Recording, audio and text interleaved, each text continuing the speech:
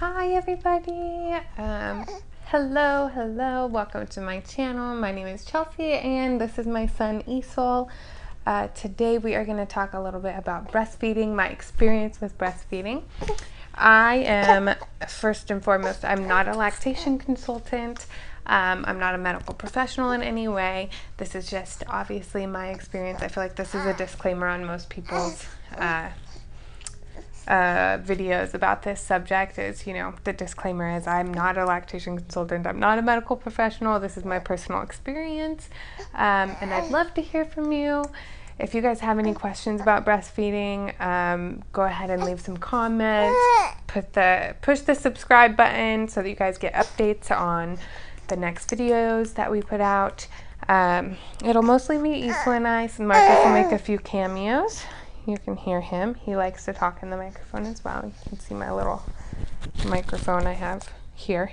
Yeah, so I guess we'll get into it, you guys. So I'm going to talk about breastfeeding from what my thoughts were when I was pregnant to the first couple weeks, the first latch, the information I kind of got from and where from, all the way until now, which Isol is now 3 months old, a little over 3 months old. Yeah.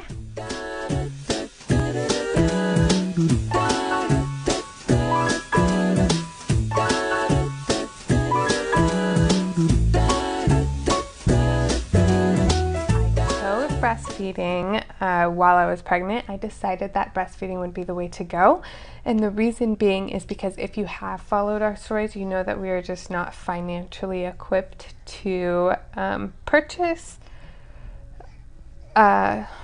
formula in any way. You know, I think it's like $40 per can, and we don't have that. Another reason is I lead a mostly plant-based lifestyle. I'm not perfect, so sometimes I do have some dairy, sometimes I have some fish. I don't want to like mislead anyone, but for the most part I do have a plant-based lifestyle, and so I was a little bit scared to introduce dairy into his system since he didn't even have any in the womb. Also, I'm more okay with soy, of course, because I think it's better that it comes from the earth than like the cows. Anyway, that's a subject for another day. But I was more okay with soy if for whatever reason I didn't have what I needed to breastfeed him. But I was lucky. I have produced perfectly fine for him, so I didn't need to supplement at all. I didn't take, during my pregnancy, I didn't take any like lactation classes or parenting classes on how to breastfeed. We actually moved from Las Vegas to Texas. During my pregnancy, I was 28 weeks pregnant when we moved, and around that time, after we got settled, I was and then I had to travel at 32 weeks. So during the time that you're normally taking these classes, I was just busy. So I never took any classes about that. All I did was watch endless YouTube videos like this one and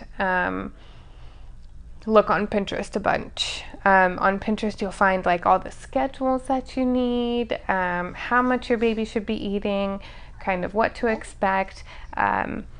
I had no idea what colostrum was. There were a couple times while I was pregnant during like from 24 to 28 weeks especially, where I would feel kind of pressure in my breasts and I would squeeze them just because I was curious, and this clear substance came out and I just thought it was like milk, but looking it up I saw it was colostrum, which now I wish I would have saved, knowing what I know about it. So if you are producing colostrum, I would suggest to save it.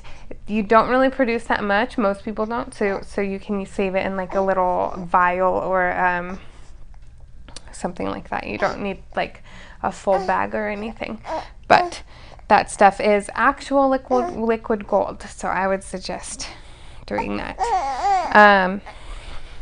Also, I bought a pump while I was pregnant. I went with the Amita Maya pump, which was brand new on the market right when I got it. I couldn't find any reviews. I searched up and down and there was nothing. I'll actually there's a couple reviews now, but I'll do a review on that too.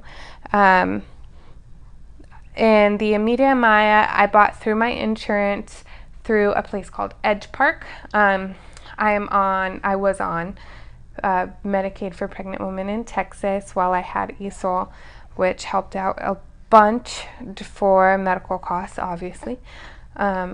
We still had to pay out of pocket a little bit because I had a natural birth in a birthing center. But anyway, off subject, I bought a pump so that I would be ready to pump while right after I had him. I didn't know that you don't have to pump. Like if you're exclusively breastfeeding, as I do with him, I don't really pump that often. There's no reason to, because I'm home with him all the time. And if I need to go out or something, I try to pump here and there just to kind of get a stash in the freezer so that if I want a night out, his grandparents can watch him without any problems. But for the most part, I don't pump.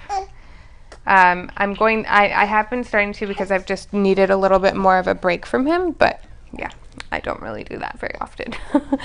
I did pump while I was pregnant, and that was to try and induce my labor, which may have worked a little bit. I don't know. Before I went into labor with him, I tried everything, so it could have been a contributing factor. It could not have, but I will tell you that if you pump while you're pregnant, it is a very weird sensation. It almost feels, sorry, I have an itch, but it almost feels like, and it might be kind of weird, but it almost feels like getting turned on. You feel kind of like that a weird feeling up in your cervix area and your vagina. So that was interesting, to say the least. I read that somewhere online that to induce labor you can start pumping, and then also my midwife suggested it because I was just really ready to have him. Yeah, so that was my experience while being pregnant. The first latch after Esol came out was, honestly, it was seamless. I know a lot of people have a hard time with that, and that is unfortunate, and I'd love to hear from your stories, like if you had a hard time latching and what your issues were, because it's a little bit foreign to me. I'm very lucky in the sense that it was just natural. It was almost animalistic is the best way I think I could describe it. It's like it just happened, and I felt like it was very foreign, but it just happened. And then my midwife went through a whole series of like how to hold him, what to watch out for, how often I should feed him, because this is all stuff that you look up and you think you know, but really there's just, I don't know, there's so much information out there. It's hard to decipher what's true and what's not. You know, I was stressing so much like, oh, you know, he needs a half an ounce every 2 hours. Well, you're not exactly measuring what comes out of your breasts, so they want you to count the time. Well, when you have a newborn, counting the time is just, it's a difficult thing to do. For me, it's difficult. I felt stressed out more about trying to count the time than I did about just feeding him when he looked hungry, when he was acting hungry. So I did on-demand feeding. I looked for signs of him being hungry and just put him on the breast, and he would go when he was hungry, he would stop when he was full. And you know, now he's 15 pounds at 14 weeks, so he's a pretty chunky dude, and it's working for us. I was really scared. I wasn't doing it right. I had so many like journal entries of like I said, I was trying really hard to keep the times, and it just was not happening at all. I downloaded an app, which is really great. I'll put the app down in the description. I don't remember exactly what it's called right now, but it was a awesome app that had like how many soiled diapers he had, what breast he fed on last, and all of that stuff. I did that for 2 days and felt way better. Like, like, okay, so they ask you all these times, and I was stressing because I had no idea what the time was, how long he was on each breast. I had no idea what I was doing. It was just like, I don't know. When he's hungry, I put him on.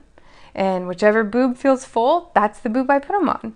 And I was feeling a little bit stressed out and overwhelmed by everything that you have to keep track of with a newborn, and the questions that I was being asked. So I used that app for about 2 days, and I was able to kind of get a whole overview on, okay, is he eating enough? Is he eating or is he eating too much? Is he having enough diapers a day? Is he having regular stools, poops? So throughout all of that, once I saw the overview of everything, I felt kind of like newly refreshed. Like I felt confident in myself and my body, and that I was doing everything that I could for him, and he was okay. So I stopped using the app. I stopped trying to track it, and as long as he is happy and healthy, I just put him on the boob, and that's what I do. For the first 3 weeks, I felt like a actual cow. Like, seriously, I did nothing but cry and breastfeed for 3 weeks straight, and felt super resentful towards Marcus because he got to sleep all night long. Even for like 3 hours, if he got to sleep for 3 hours straight, I was like, are you even this kid's father? It's a very fragile time. It really is. Oh, let's see. Easel. Okay, sorry guys. He's getting a little fussy. But yes, I forgot where I was. Yeah, so the first 3 weeks were the most tough time I think I've ever gone through. You just give everything of yourself, and it mostly comes out of your breast, but it is definitely not for the weak. It is a tough thing to do, to constantly be needed by someone else. And, he can't help himself. At the time he couldn't even lift his head up or anything, so they're just tiny little worms, and they just need everything from you. And you're up every hour and a half, if not to check that they're okay, then to feed them. And it was exhausting. But I'm so happy I did it.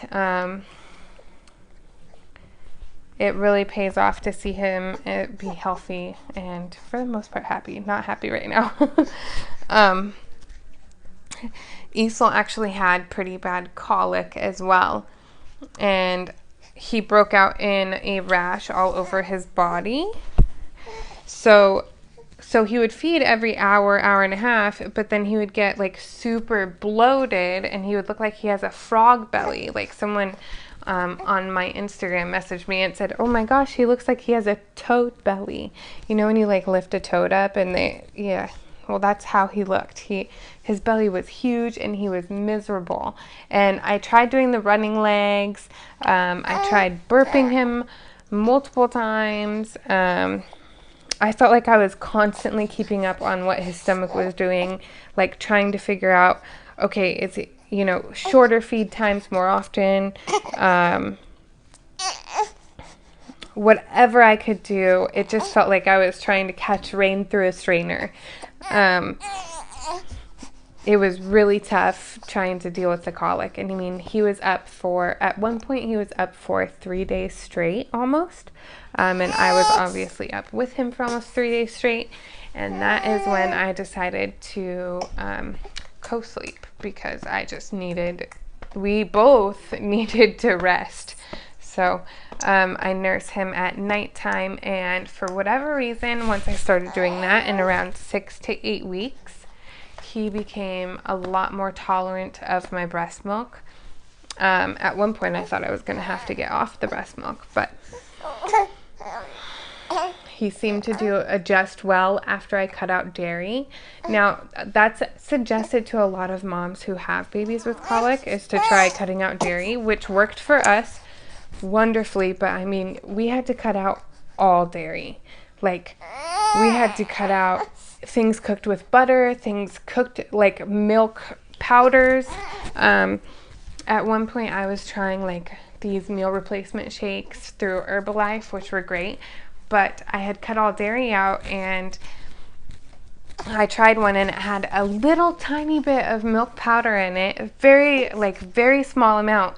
And that night he was up for 4 hours just in pain with gas. So, oops. So when they say to cut out dairy, it's really the best to cut out all dairy, everything, all dairy. And that seemed to work really well.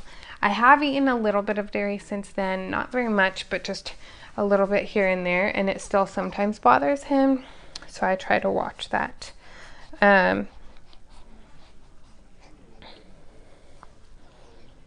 Yeah, but that is so far my experience with breastfeeding since he's been 8 weeks old, and now he's 14 weeks old.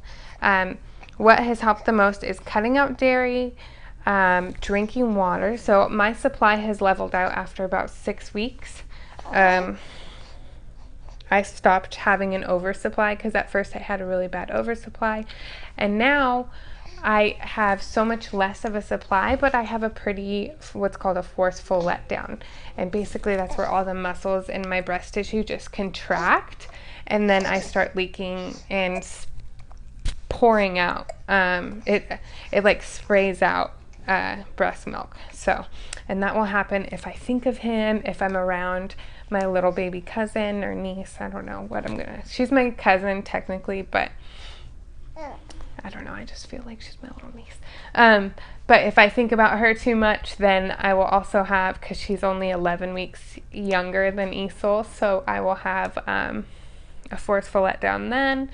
If I smell him, I'll have a forceful letdown. Just really, if I get too excited, then I have a letdown. Like, it's so weird how breasts respond to emotions. It's amazing how that happens. And we now have, I know that I have to drink about a gallon of water a day in order to keep my supply up. The water, you guys, if you are trying to boost your supply, my suggestion, and I think everyone's suggestion, would be to drink a gallon of water for 3 days straight and just see how that happens. Now, if you drink a gallon of water 3 days straight, come back to me and tell me if it did not work or if it did. Because that is, like, he thinks it's funny that I'm waving this around, but that is the number one thing that I think is a huge problem with breast milk production, is not consuming enough liquid.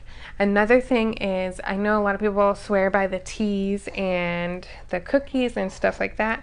For me, what worked when I was only producing about 2 ounces from both breasts for a couple weeks is I had a beer every single day, and I am telling you, by the morning I was completely engorged with the water in the beer.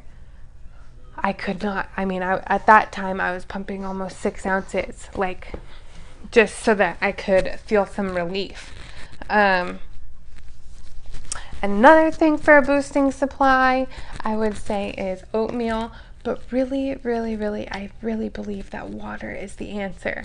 So if you've tried water and it didn't work or it did work, let me know in the comments below, message me, because I really want to hear other people's experience with breastfeeding, and because obviously I'm a first-time mom, I know nothing, and I feel like it is so much, like, we do a disservice to women by saying that they don't produce enough.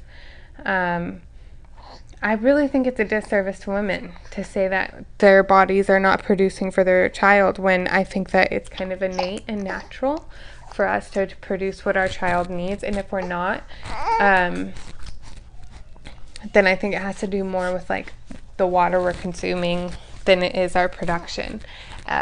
Something that really inspired me was I saw a picture of a malnourished woman breastfeeding her child. I mean, she was she was starving to death, but she was still breastfeeding her child. So,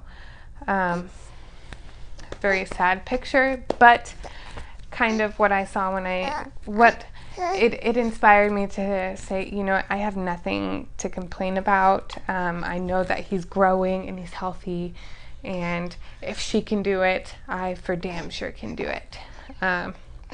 Yes, so that's my experience breastfeeding. I'm sorry, you guys, if this is all over the place. This is only my second YouTube video, so I'll get better as time goes on. But, I'm just starting out doing all of this. So I really love criticism as well. So please, if you guys have any tips or tricks for me with YouTube videos, do you think that my head needs to not be cut off? Can you guys hear me okay? Some things that you guys want to hear about. Do I say too much? Do I need background music? Is the lighting okay?